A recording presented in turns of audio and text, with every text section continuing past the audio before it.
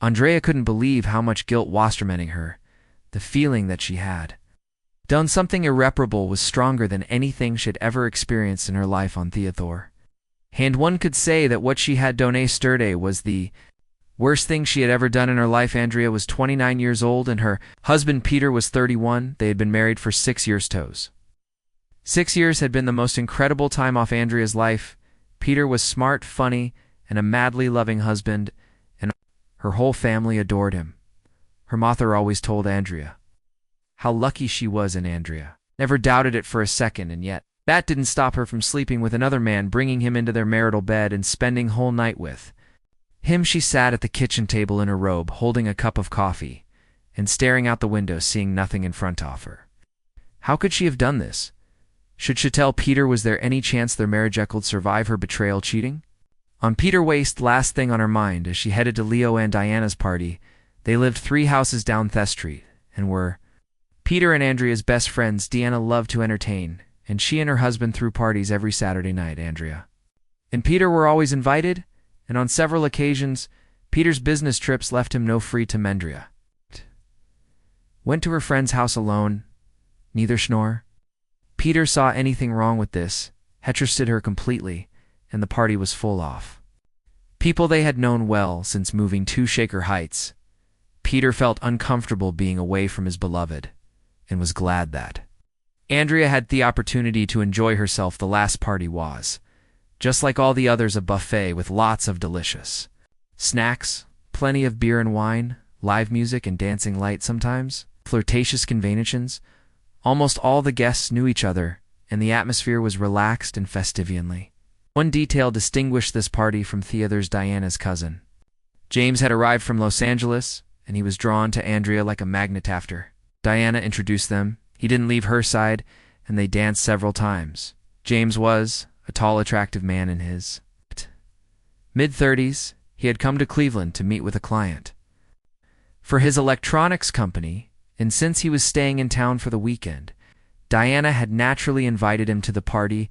As the evening progressed and Andrea had a few drinks, she realized that James was interested in her, and she liked it. Nothing ever happened at Diana's parties except harmless flirting and slow dancing with men. James took the opportunity to dance with Andrea twice in its dark living room, pressing her close to him so that she could feel his body. She giggled, flattered by his attention.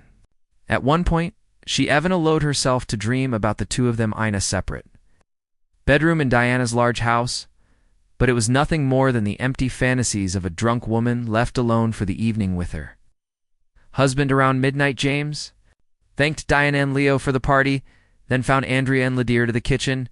"I need to get back to the hotel. Cue for the dance and the conversation. I had a wonderful time with you." There was nothing but politeness in his words, but as he said them, hell looked into Andrea's eyes with such directness and intensity that she trembled. He wanted her, and she could see it as clearly as if he had said, "Come with me to the hotel." Then, with a slight smile, he took her hand and kissed it gently before heading for the front door. Andrea pressed herself against kitchen counter. She was incredibly excited and felt relieved when James disappeared from view. At the same time, she admitted to herself that she was disappointed that he had left. At 12:35, Andrea said goodbye to her friends and went home feeling pleasantly lighthearted and thinking about James. He was definitely an attractive man.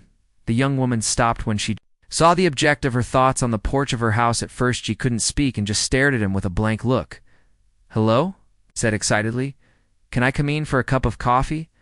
I'm not sure I should go back to the hotel. I've had too much to drink." Tow drive. Alarm bells were ringing incessantly in Andrea's head, but at the same time, his request seemed reasonable. She didn't want him to get into an accident, of course. "I'd love to come on in." 10 minutes later, they were sitting at the kitchen table drinking coffee and continuing the pleasant conversation they had started at the party. Andrea thought she had misunderstood him. Perhaps all he really wanted was coffee, but when he stood up, put cups in the sink and turned to her, she knew that wasn't the case. "I didn't come here just for coffee," he said seriously. "I couldn't let our evening end like that.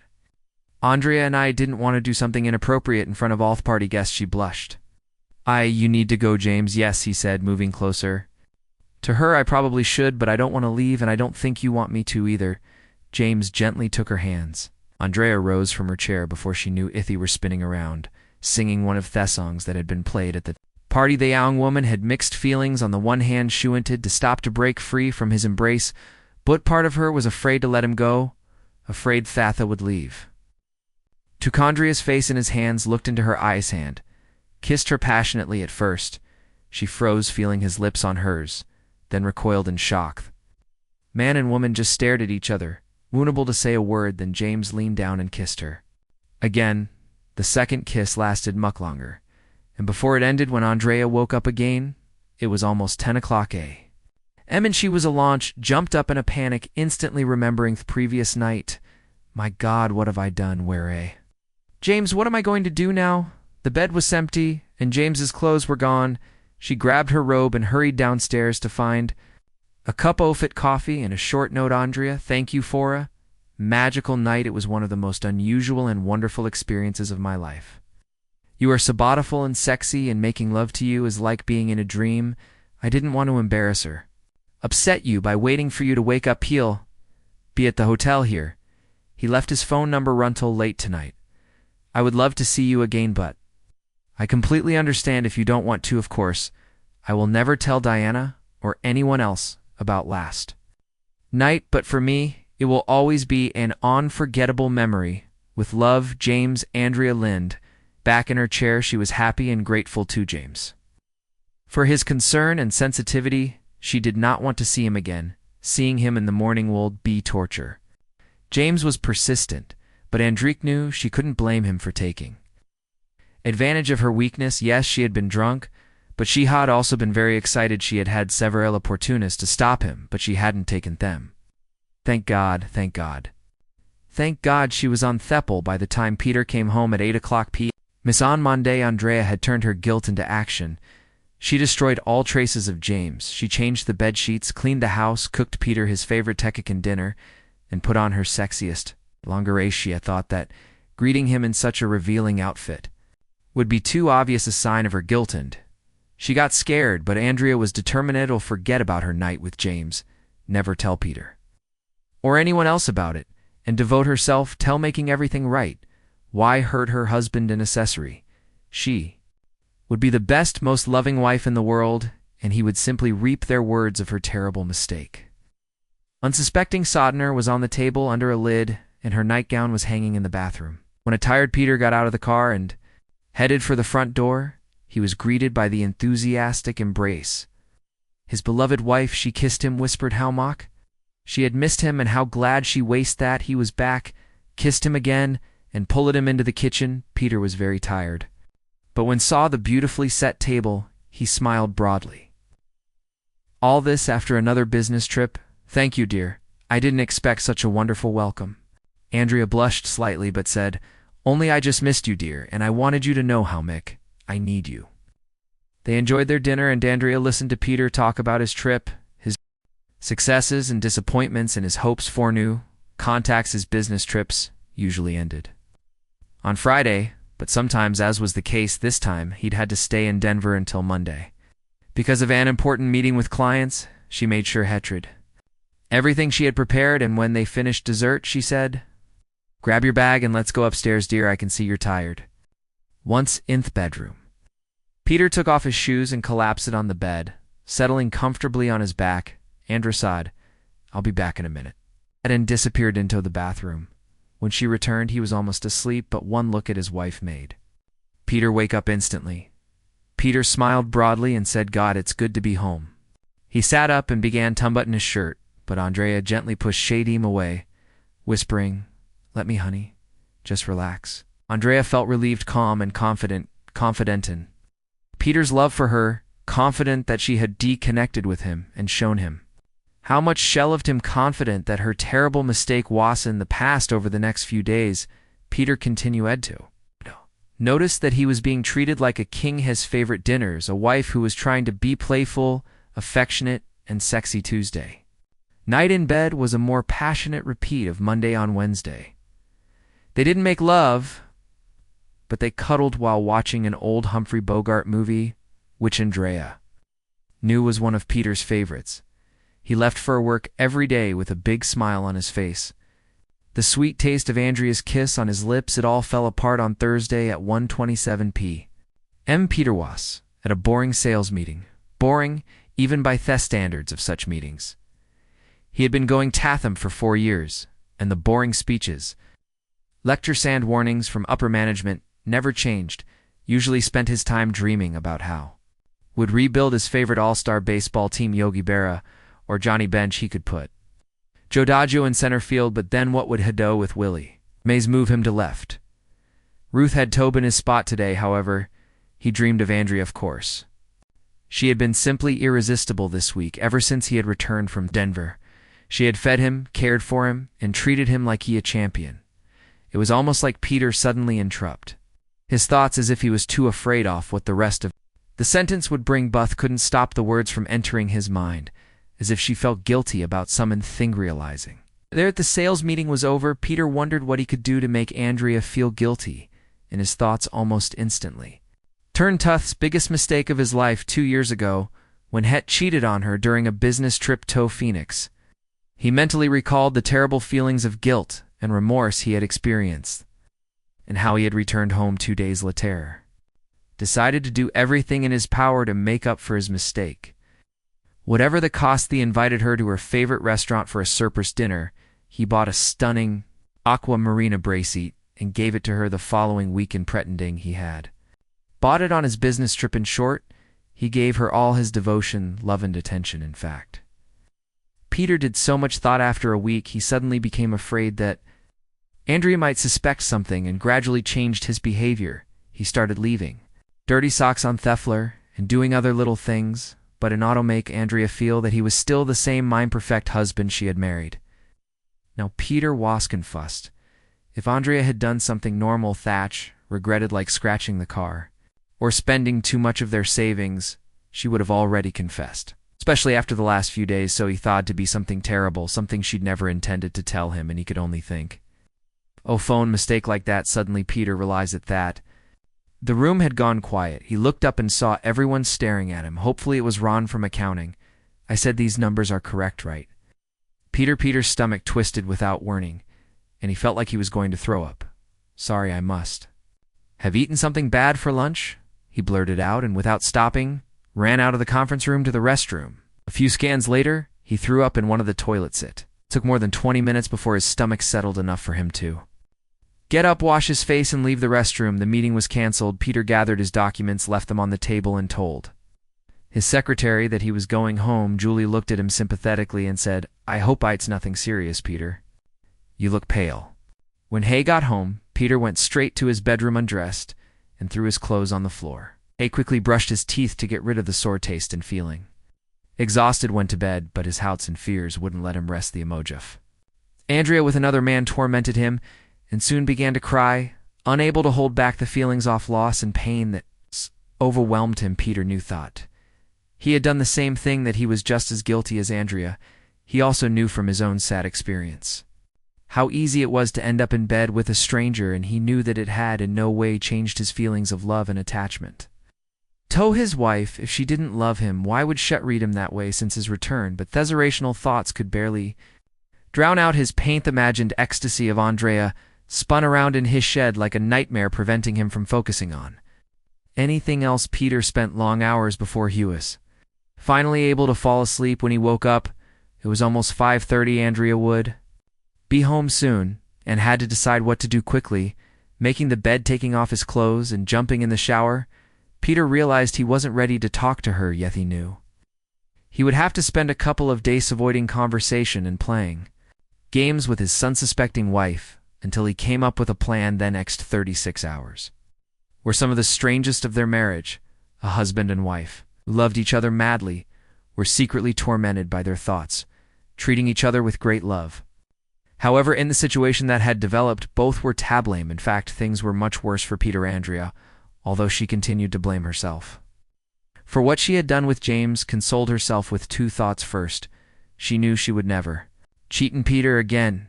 It had been a brief infatuation, but pleasure had been insignificant compared to the guilt and remorse she felt now, and the phrase, It's just not worth it.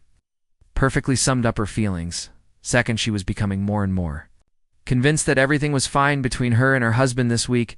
Their connection seemed stronger than ever as he responded to her displays of love and sexual desire with equal love and passion. Peter was tormented, pretending through everything was fine was the hardest thing he'd ever done, even harder than hiding his guilt. After his own infidelity, he couldn't stop imagining Andrea with her anonymous lover, and the awareness of his own behavior did nothing to ease terrible feelings of pain and betrayal. Was hurl over better in bed, and in life in that regard. How could Peter know that this was just a one-time fling? Perhaps her affair was just a continuation of other infidelities, despite her obvious love for her husband. Or was it not love at all, just guilt or pity? By Saturday, his torment had become too obvious to hide, and Andrea asked him about it over lunch. "What's bothering you, Peter?" "Usually when you have something on your mind, you just say Ito. But today, I can almost hear your thoughts." She smiled at him as she said this. Andrea didn't think her husband's anxiety had anything to do with her affair the week of love.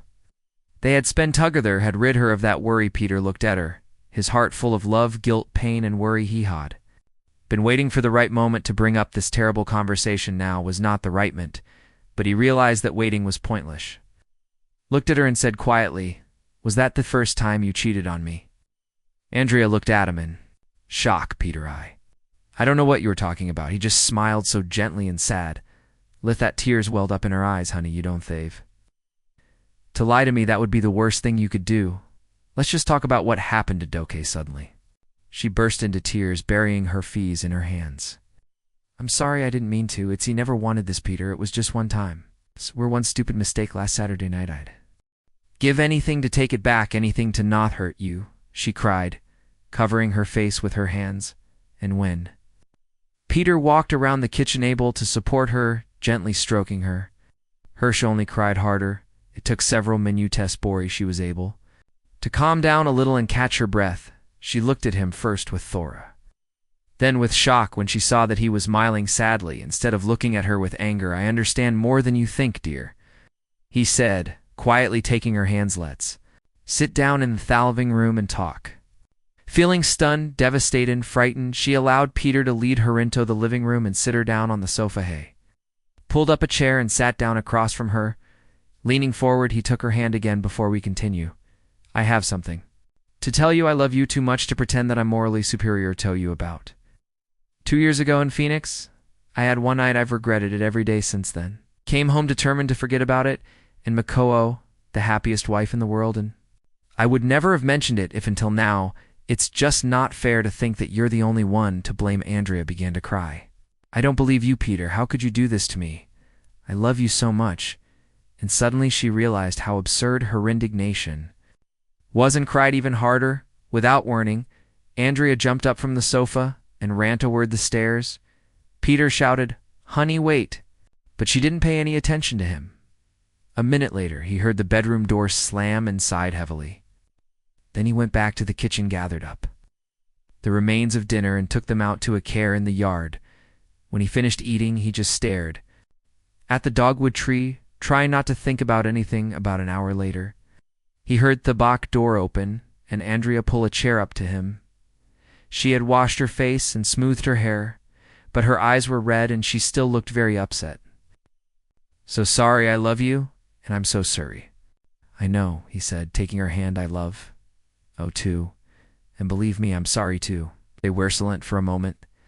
Then he pulled her toward him and sat her on his lap. She buried her head in his neck and hugged him. "Riley, how are we going to leave now?" she whispered. "There are 2 ways.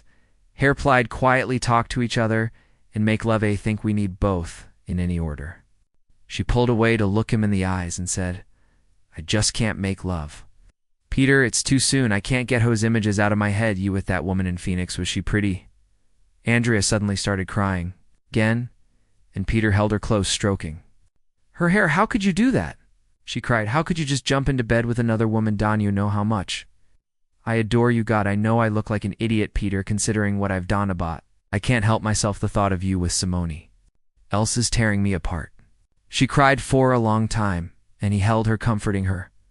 with quiet whispers and feeling her pain, as his own Peter couldn't help but smile to himself. Thinking about how ridiculous their situation was, let me tell you about Phoenix first, okay? Although, there's nothing to tell. They were still in the backyard sitting side by side on 2 chairs, and Andrea was clutching his hand tightly. She just nodded, her eyes fixed on his face. It happened after a root business meeting with Tushin, just a regular dinner with their representatives whom I always deal with. However, this time they brought along a new colleague named Noelle, so she could familiarize herself with our contract and gain some experience. In some negotiations, the meeting went very well. I was allowed to offer a 10% discount in our products, as this was our 4th contract with him. The guys realized that this would look good to their bosses in the purchasing department, so we were all in high spirits. We went to a Varanus restaurant and drank 3 bottles of Winneso. We had a few drinks, and I couldn't understand Noelle was interested in me. When dessert and coffee were served, she started sliding her foot into my table. I was shocked and tried not to pay any attention to it, not wanting to say anything in front of Michael and Ted. Then, when they weren't about to leave, Noelle said she would stay longer, she wanted to learn more about our business and how previous contracts had been negotiated. Suddenly, we're alone sitting next to each other in a beautiful restaurant, and Noelle suddenly put her hand on my knee. I reminded her that I was married and asked her to stop, but she just smiled and said she was just playing. Peter looked at Drabo. She was silent, looking at him very seriously. Rest is predictable. I wanted to leave as soon as possible because I was aroused and quite drunk, but I knew Nell wouldn't be easy to get rid of. She offered to drive me to my hotel, and when arrived, she parked and simply walked into my room with me. I'm so sorry, Andrea. I had so many chances to stop her. It would have been easy. I just had to be decisive, but I just didn't do it. We went up to my room, and 5 minutes later we were neck and having passionate sex on the bed. Andrea knew that's how the story would go from the beginning, but hearing it was incredibly painful. Was she good? Was she better than me? Young, sexy, and hot, tear-sappered on her cheeks. No, baby. Peter took her hand and kissed her. It was drunk, completely ordinary sex. Yes, it was exciting because she was a new girl, and she turned out to be incredibly passionate of. As soon as we finished, I felt terrible. Ickno, it made her angry, but I made her get dressed and leave within a few minutes, and then cursing myself, I spent the rest of the weekend feeling like and flew home, determined to make it right with you, to be the best husband in the world, worthy of you, and never mention it again. They sat there for a minute, and then Andrea said, I decided. Same thing, I made a terrible mistake, but it would have been much worse if I had told Peter and caused him such deep pain. I'm just going to love him until the day I die, and do everything in my power to make him the happiest man in the world. Can you tell me about it now? You said it happened, Aiden. Saturday. God, don't tell me it was someone Yauk knew from Diana's party, Andrea quickly told him. Whole story, watching apprehensively as Peter turned away from her and clenched his jaw. Wench finished. She just waited. Finally, he turned back to her. Sounds like it was pretty hot, baby, said coldly. Too bad he lives in Los Angeles, or you could have slept with him again. Andrea jumped to her feet, pulling her hand out of his thoughts. Not fair, she exclaimed. I told you it was nothing special. It was sex, damn it. Sex just like and that girl, Noelle, and it was fun. And I liked it, Peter. I was drunk and being with a stranger was exiting, so her voice trailed off, and they stood there, turned away from each other, lost in their thoughts. Finally, Peter turned to her and forced himself to smile. She saw tears on his cheeks. I'm sorry, baby, he said. You're absolutely right. It's just I can't help feeling all this. Everything's mixed up in my head, and it's hard to sort out. First of all, it hurts to know that another man's love you. I can't stop seeing you with him, imagining your pleasure, seeing you kiss him. Hessed it up and began to pace the room. It tears him apart and scares me. What if you decide you need other men? What if you don't need? Andrea stood up, walked over to her husband, silently hugged him around the waist, and pressed herself against him, giving him a silent answer. Second feeling, of course, is that I'm just as guilty as you are. I did it too, and now I know how it is to make that mistake. I never thought could be seduced so easily, but it happened to each it on you.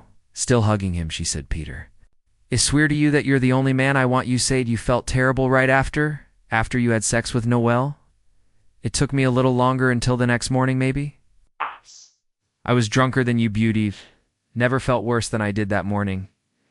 And if you're afraid it will happen again, believe him now that I've gone through all this through my guilt and jealousy, imagining you as someone else ill. I can say as never, never, never they walked around the neighborhood without talking Andrew Holden Peters.